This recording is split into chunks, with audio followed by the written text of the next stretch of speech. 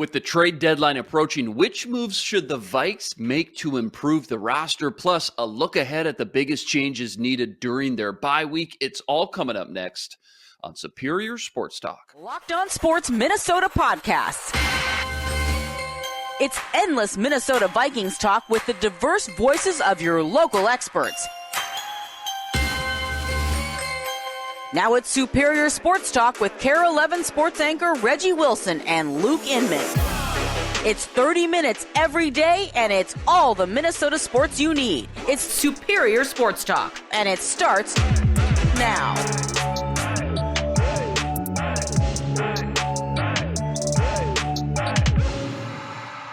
Back in the lab, Reggie and Luke back at it. Another episode, Superior Sports Talk, presented by Locked On Sports Minnesota. It's your daily 30-minute breakdown of everything Minnesota sports, which you can now find streaming on your Roku or Amazon Fire Stick devices. Just look out for and download our Locked On Sports Minnesota app there as well. That's Reggie Wilson on Twitter, at Reggie Wilson TV, and on KARE 11. Tuesday, Reg, Vikes are 5-1. Wolves season starts tomorrow. Wild, they're playing hockey. Maybe we'll get into that a little bit later. How are we feeling? Hey, I'm feeling good, man. It's a weird time of the year. Like, these teams, when it's over, man. Like, the Loons, one and done last night. Just, I hate to see a team have to lose on penalty kicks, but it is what it is, I suppose. They're coming back to Minnesota to pack up the lockers and go home. Lots to get into, but first, remember, follow along, Locked On Minnesota YouTube channel. Hit the subscribe button, leave us a comment, and on Twitter, give us a follow. It's at Locked On MIN. And remember, we're a podcast too, free and available, all platforms, Spotify, Apple, you name it, we got it. Tons of great choices over there. You got the Ron Johnson Show, you got the Football Party, and more. Your one-stop shop with endless Vikings talk with local experts. Do us a favor, hit the subscribe button and drop us a 5-star review. Speaking of YouTube, every day I'm posting a new poll up on the Locked On Minnesota YouTube community page. Yesterday I posed the question, what we talked about, who was the unsung hero of Sunday's win in Miami? 4 options: Harrison Smith, Pat Pete, Za'Darius, and punter Ryan Wright. Here were the results. Pat Pete and Harrison Smith, 3rd and 4th place, 10 and 12% of the votes, respectively. Ryan Wright started out hot early in the day. He was the front runner. He ended with 35%. And your winner, 43% of the votes, Za'Darius Smith, 2 sacks, 11 pressures, a 90 grade per PFF. My boy Ryan Wright had a shot, but at the end of the day, Za'Darius just kept piling up these votes. I can't blame the people. Absolutely dominant performance by him and the defensive line. Quick thoughts on the poll there, Reg. I'm with the people, It's funny to see Ryan Wright be so high on there. Punters are people too. Shout out Rich Eisen. But Za'Darius Smith is as advertised. He's one of the leaders. And I think I saw yesterday on CBS Sports, they tweeted out, no one has more pressures this season than him and Micah Parsons. Wow. Pretty good company to keep, that's not bad. And, for all that's been said about, him and trying to get it going with this edge department, I think he is starting to cook it up a little bit, seeing him kind of rush in and kind of make some of these tackles for loss and things like that. You saw that against the Dolphins on Sunday quite a bit. I think he is the unsung hero. I'm with the people here. Remember, go check out the Locked On Sports Minnesota YouTube page every day. I'm posting a new poll over there. Hit the subscribe button so you never miss a beat. Go comment and let us know what you think. All right, to football we go. Vikes are 5-1, top 5, even top 3 in some power rankings. We'll get to that a little bit later around the country. Things are just wild right now in Vikings country. It hasn't always been pretty. In fact, at times, it's been downright ugly, but I want to know how much credit Kirk Cousins deserves for this Vikings 5-1 start, in your opinion, because the stats aren't what we thought they would be going in with Kevin O'Connell and this new Rams offense. 9 TDs, 5 interceptions through 6 weeks. He's in the middle teens in multiple quarterback categories. The stats are saying he's been pretty average. Yet at the end of the day, he's got a handful of come-from-behind game-winning drives on his resume. How much credit goes to Kirk for this hot start? A lot of it, especially because when you look at a quarterback, he's judged by the wins and losses. The wins and losses may not be a quarterback stat, but he surely gets judged by them. And so I think that is where you have to look at it. Right now, he's quarterbacking a team that's 5-1. What else can you say about it? And he's doing enough to make sure that they are winning these games. He's making throws when it matters most. And, like you said, come from behind drives in 4 straight games. Like, he's doing everything that he needs to do. His teammates sure think that he's doing a lot to help this team. Just yesterday, putting all the chains on him again. He's got the shades. He's got the chains on with his shirt tucked into his pants. Real Kirk Cousins type stuff, like just this real Kirky type things. But you look at the numbers, and I know it's not eye-popping, it's not, flashing. I don't know if you put him in the running for the MVP race or anything like that, but he's helping them win games. He is not costing them games. He deserves a lot of credit for the success of this team so far. Yeah, I think the big thing is we knew better than just assume this team would hit the ground running under a new regime and staff. And you say, Luke, well, they're 5-1. What are you talking about? But if you look at each phase in a vacuum, offense, defense, special teams, the defense showed up Sunday, but has been inconsistent up to that point. The offense struggled for the most part on Sunday and have been hot and cold, kind of feast or famine type feel to it. And while it's great they're winning, you just knew realistically it was going to take some time to figure things out, which is what's most encouraging, honestly, about looking forward into the future going into this bye week. Speaking of looking forward, the trade deadline is quickly approaching in the NFL. ESPN came out with 15 possible trades they think makes the most sense. They had the Vikes swapping Chris Boyd and a 6th-round pick for Chargers slot quarterback Michael Boyd. Basically, they're saying Chandon Sullivan kind of been a weak spot, a little disappointing for the Vikes defense. Chargers have a solid slot cornerback they think would be a big upgrade. They could part with and help save $7 million on the cap, which they can't afford. And they need a more realistic 4th or 5th cornerback like Boyd, who would also help with special teams. Your thoughts on that possible trade scenario? And if you were the GM sitting at TCO, who are you calling to make a move when you look at this roster? Like, could be adding someone at a position of need or moving on from a guy who isn't maybe playing much and trying to recoup some draft picks and save some cap for the Vikes themselves.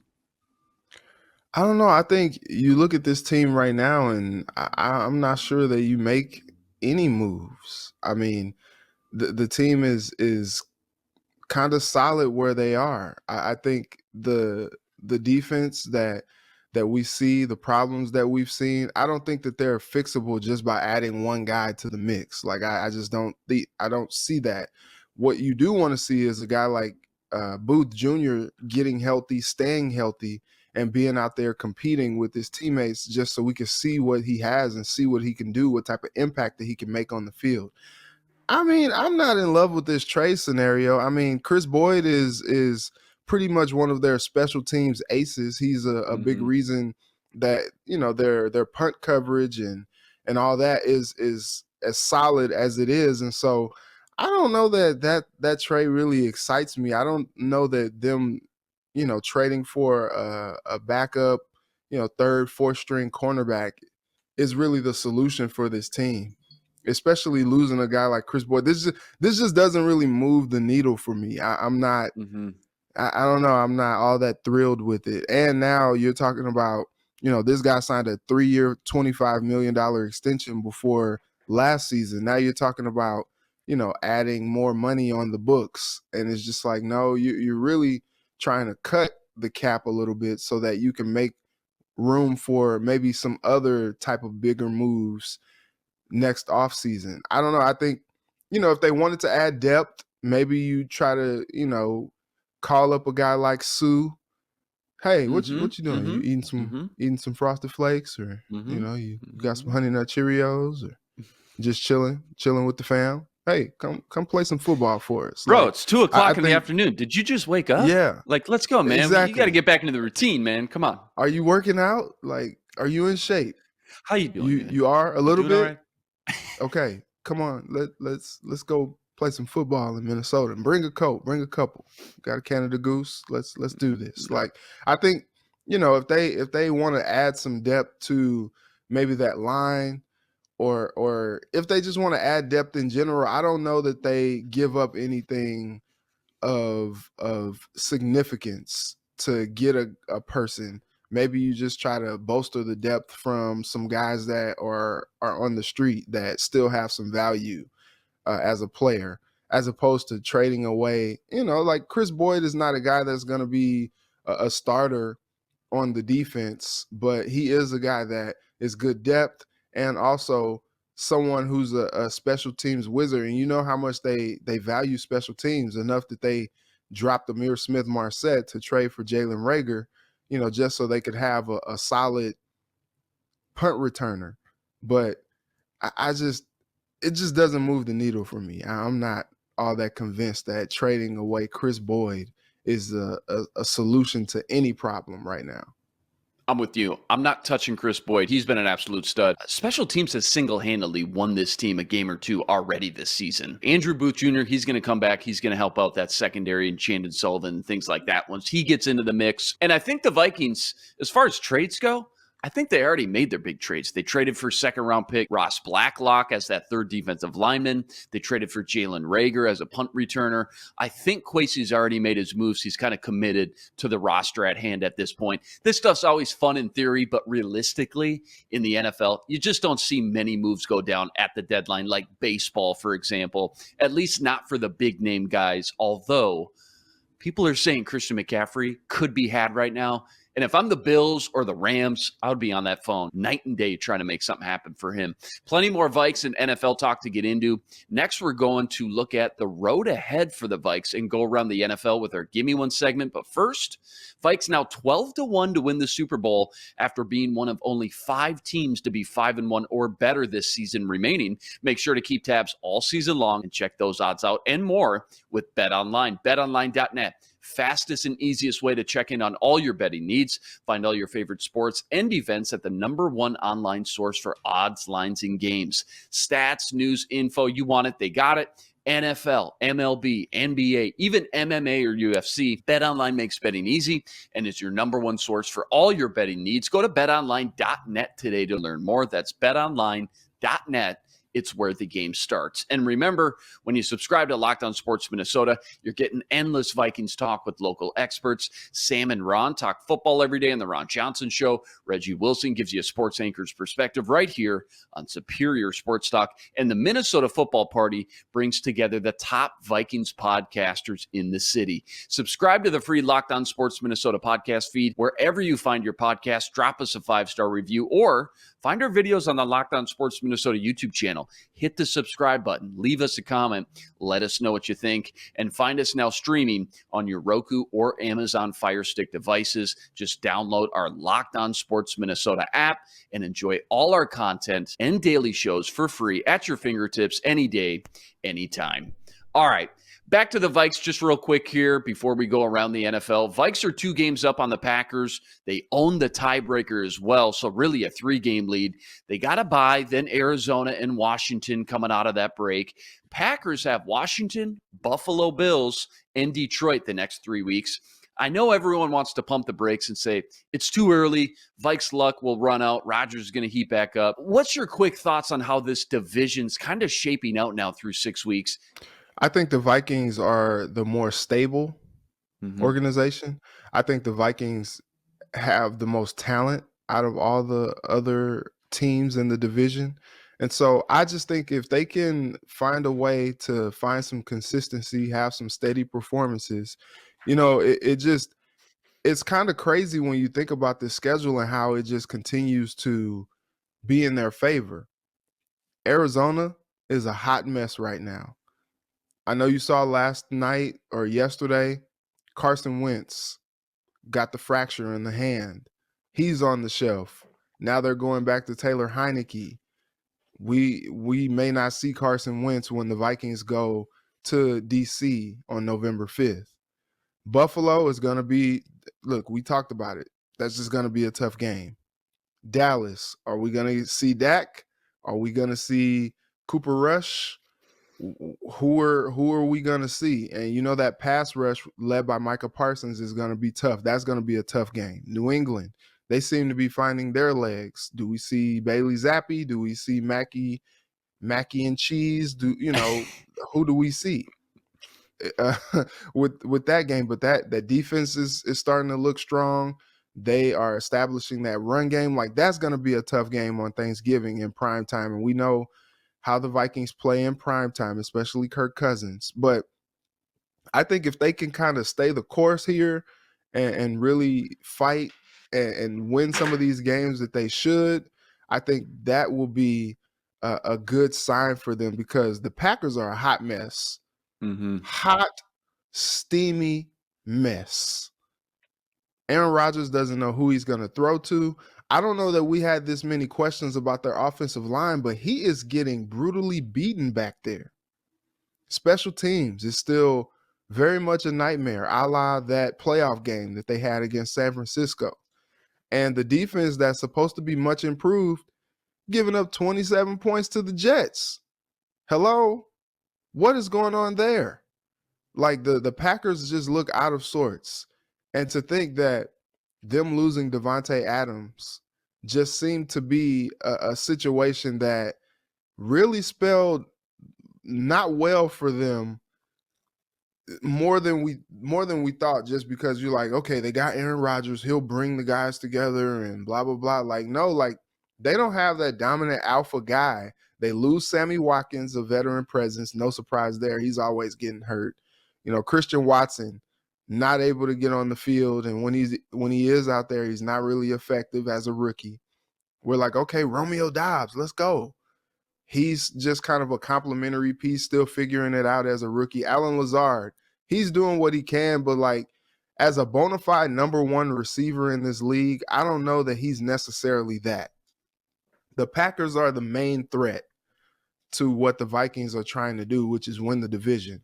But they're going through the same teams that the Vikings are going through, and they're just having a very, very tough time. And I just don't know that they're just going to flip the switch and things are just going to be better. The Lions, not worried about them, already beat them this season, and they're a hot mess as well. We thought that maybe they'd be improved. They look like the Lions still. And Chicago, we've seen them. Good Lord, we've seen them. Hot mess express there as well. So this thing is neck and neck between the Vikings and the Packers, and I think that I will give the Vikings the edge just because they seem to be playing more together right now, and just top to bottom, they have more talent than Green Bay has right now. If I were to just make you sit down and watch a couple Bears games, you'd say there's no way this team has won 2 games already. There's just no way. First of all, why would you do that? You're sick. Why would you do that? That's disgusting. The other thing, imagine Bears fans, by the way, they have to do that every week. That's tough, man. You mentioned the Lions. They're still the Lions. I get it. 1-4 coming off the bye. But I'm telling you, once the Lions are fully healthy and can just put all 3 phases together, Swift coming back, Josh Pascal, 2nd-round pick, Jamison Williams hasn't even touched the field yet, top 15 pick, number 1 receiver coming out of the draft. I think Dan Campbell is going to have a good shot of actually starting to win a few games before this thing is all said and done. We'll see how it all shakes out, though. I mentioned the Vikes bye. Obviously, they traveled to London, didn't take the bye following that. All 4 of their last games have been 1-score games coming down to the wire. Injury report actually looks great, all things considering, in comparison to other teams around the league. But emotionally, they definitely need a week of rest right now. What's the focal point if you're KOC at these first 6 games that you think this team needs to improve on the most during this time off? He's going to go back. He's going to watch the film. What do you hope he comes out of that saying, it's this and this that we need to focus on improving? Well, I think I just continue to look ahead to that Buffalo game. Mm-hmm. If you cannot keep up with them, you are going to get dog walked at that stadium in Buffalo with those rowdy fans. I think you look at the film and you say, man, what the heck is going on? Why do we keep having these offensive lulls in these games? They should have, I think I tweeted on Sunday, the game was 10-3 at the time. I was like, man, this game should be like 24-3. They were dominating the Dolphins on the defensive end, and like the offense just couldn't do anything. They were stuck in the mud, and they had a chance to step. I have just not seen so far the Vikings just be able to step on a team's throat and just throttle it. Like, we haven't seen that yet. And that's because the offense just, for some reason, at certain times during the game, they just are not clicking and they just don't look good. I think if that's something that KOC should focus on, it would be that, especially with him being an offensive-minded play caller and head coach. Like, what is wrong with this offense? Why do they get stuck in the mud? Why can't they sustain drives when they need to? Why does it take them getting punched in the mouth or them having their backs against the wall for the offense to finally kind of show some life? And, like we saw those offensive lows last week, and then all of a sudden they put the 17-play, 75-yard drive for the touchdown together. And you're just like, where was that? Where you been? All day, And I think that's something that, that offense was putrid. That first half on Sunday against the Dolphins, what the heck was that? You just watch it just like, this is nasty. This is like disgusting football right now. And, like I said yesterday, even Jonathan Vilma, he's like, where's the offense at? Where's the creativity? The KLC is supposed to be like this dude that, is this offensive-minded wizard type guy, and we're not seeing it. What's going on? And so I think that's something that he should probably, look at, focus on, and when he moves forward in these games, especially coming up with some of the stiff competition that is on the schedule, that's something that he needs to get fixed. Get the run game going a little bit more and be able to sustain these drives. That's the biggest focus moving forward. If they're going to be a playoff team, if they're going to be a team that really competes, because I do think the NFC is wide open. The Eagles are 6-0, but there's not one team in the NFL right now, maybe outside of Buffalo, maybe Kansas City as well. I know they just lost to Buffalo, but they're still a scary team as well. There's not, one team outside of those teams that really make me shake in my boots. I think there's a chance any given Sunday or Monday or Thursday, I guess, these teams can be beat, and the Vikings need to take advantage of that. Yeah, I brought it up on the football party yesterday. There's such an extreme drop-off, more this year than what we've seen in the last 5-10 years, of the elite teams like the Eagles, Bills, Chiefs, and then these second and third teams. And Vikes got washed against the Eagles, an elite team, but against the second and third teams, they're taking advantage of it. They're cashing in. They're winning games. The Vikes may not be great right now, but they're beating and taking advantage of average to slightly above average teams. And that's really, at the end of the day, all that matters. 4 3-and-outs to start the game, 10 3-and-outs on 15 drives. Consistency is what it all boils down to.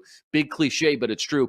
Vikes got the talent to score points. They got the guys to have a top 15 defense on this roster. This is the time, though. Now you get 2 weeks to put it all together. Your KOC, you sit down with Kirk, you say, okay, these are the plays that I see are working, and these are the things that clearly we're having the most problems with. Which plays and which concepts do you think there's still potential in, and which ones do you just want me to rip up out of the playbook right now and get rid of? I'll burn them. Whatever you want.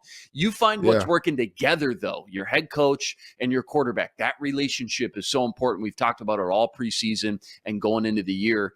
Defensively, said it yesterday, I think that Miami game is the game we look back and say, that's the week it started to all come together. Still waiting for more sub packages, more wrinkles, a few different looks. Brian Asamoah, Andrew Booth Jr., they have some things that they can bring to the table that should help this defense a little bit in certain situations. I don't think the 3 safety package look that we talked about a lot is really a priority anymore with Lewis Cine out, although Josh Metellus has looked solid when he's on the field, so maybe that's an option. But I know it's just one game against a second and third string quarterback, but 32 quarterback pressures, man. It's just wild. And I'm just suddenly filled with a lot more optimism about the defense than I had been all season long. Last one real quick. Weekly tradition on the show, ESPN's latest power rankings. Vikes stay at number 4 behind only the Bills, Eagles, and Chiefs. Giants, Cowboys, Ravens, 5, 6, and 7. Packers are 14 on the list. Bears and Lions, both in the bottom 4 of the rankings. Quick thoughts on the rankings. What sticks out to you? Hey, the Vikings are staying put at 4. I think that they have the national folks' attention at 5-1. And look, they're talking about there was widespread criticism that Kevin O'Connell would have the team physically ready for the start of the season and all this. And he said there's only a handful of intensely physical practice periods, but the Vikings, it looked like it worked in his favor with all that he did in the preseason because the Vikings are relatively healthy and they're 5-1 right now. So I think it's hard to argue with a 5-1 team. They moved up last week up into that 4 spot. To think that they have the national attention of being the 4th best team right now is pretty good. But you know what?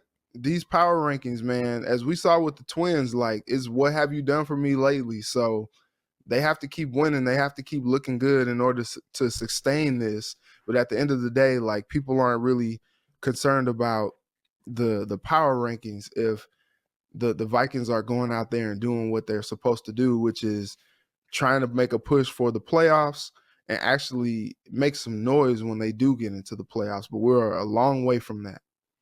Yeah, Vikes number 4 on ESPN Power Rankings, number 3 on CBS Rankings, ahead of the Kansas City Chiefs. That's fun to say. 3 of the final 4 teams in the playoffs last year, Rams, Niners, Bengals, all outside of the top 10, 11, 12, and 13 on ESPN's rankings as it stands today. All right, coming up, we're going around the NFL with our Gimme One segment. But first, hungry, need a midday snack? Grab a Built Bar. Built Bar made with collagen protein, so it's easily digestible and provides tons of health benefits. Each bar is just 160 calories and 15 grams of protein, packing the perfect punch of nutrition and taste. Ditch the calories, fat, and sugar, and grab yourself a Built Bar. Eat something that tastes good and is good for you. Go to Built.com. Use promo code LOCKEDON15. Get 15% off your order. That's promo code LOCKEDON15. All right, time has come. Give me one.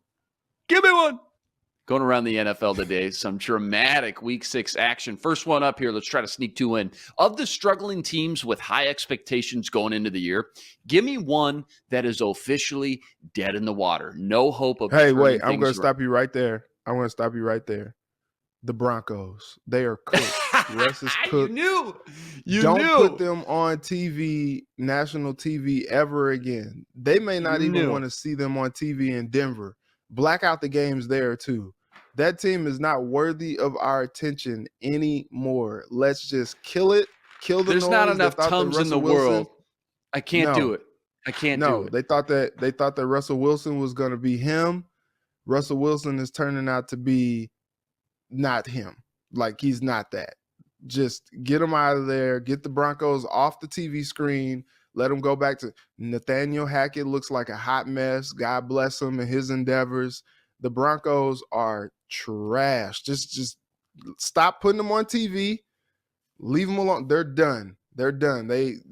That game last night, they had every reason to win. The Chargers went full Charger last night, and they still ended up going to overtime and losing that game.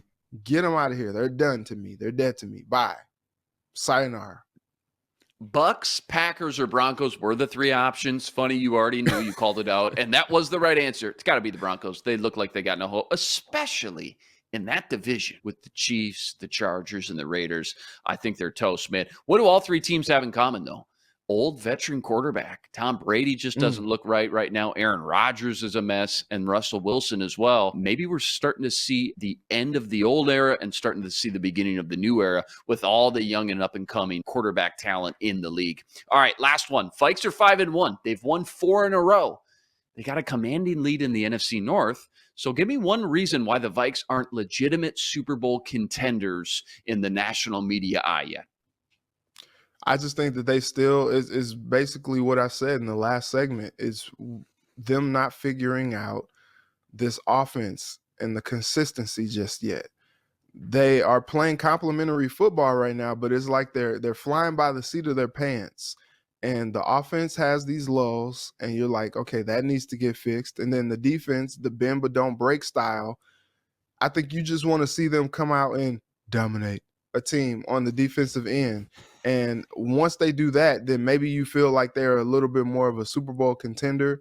It seems like if not for some of these timely takeaways or, just these goofy plays that end up working in their favor, like, I don't know, the Vikings just seem to be living right this year. But if not for some of those plays that would not have happened last year under Mike Zimmer, it seems like maybe not only would they have lost some of these games, but they would be in a world of trouble with their defense and with the offense. But they are getting some of these timely plays. They are getting some of these timely drives on offense, and they are still winning in spite of some of the mistakes that are being made. But I think if you're like, okay, if this team is going to be for real, I think you want to see them shore up some of those things, and maybe you can make an argument about them being a Super Bowl contender. Totally agree. If people want them to be in the Super Bowl discussion, that they need to beat some playoff teams. Week 1, we thought, oh my gosh, just whooped up on the Packers at home. Turns out the Packers are a mess. Week 2, only real big litmus test, Eagles flunked it. Saints in London, Saints were down, 3-4 huge name starters in that game. We're going to find out a lot against the Buffalo Bills here and see exactly where this team is at. Great that they're beating the teams that they're supposed to, but if you want to be in that Super Bowl talk, that's a whole nother story and another level of discussion, and they got to beat some premium teams on the schedule. We'll see here in a couple weeks how they look against the Bills. All right, that's a wrap today. Back tomorrow breaking down more Vikes NFL T-Wolves action. Remember, like, rate, review, and subscribe to the YouTube channel. And join us every day for another episode with your 30-minute breakdown of everything Minnesota sports. We're a podcast too, free and available, all platforms. Subscribe, drop us a 5-star review, and find us now streaming on your Roku or Amazon Fire Stick devices. Look out for our Locked On Sports Minnesota app there as well. That's the man, Reggie Wilson, on Twitter, at Reggie Wilson TV, and you can check him out every night up on KARE11. I'm Luke Inman on Twitter, at Luke_Spinman. Special thanks to our producer, Matt DeBritz. Tune in tomorrow to Superior Sports Talk, part of Locked On Sports Minnesota. For Reggie, I'm Luke. Until tomorrow, signing out. Be blessed. Spread love today.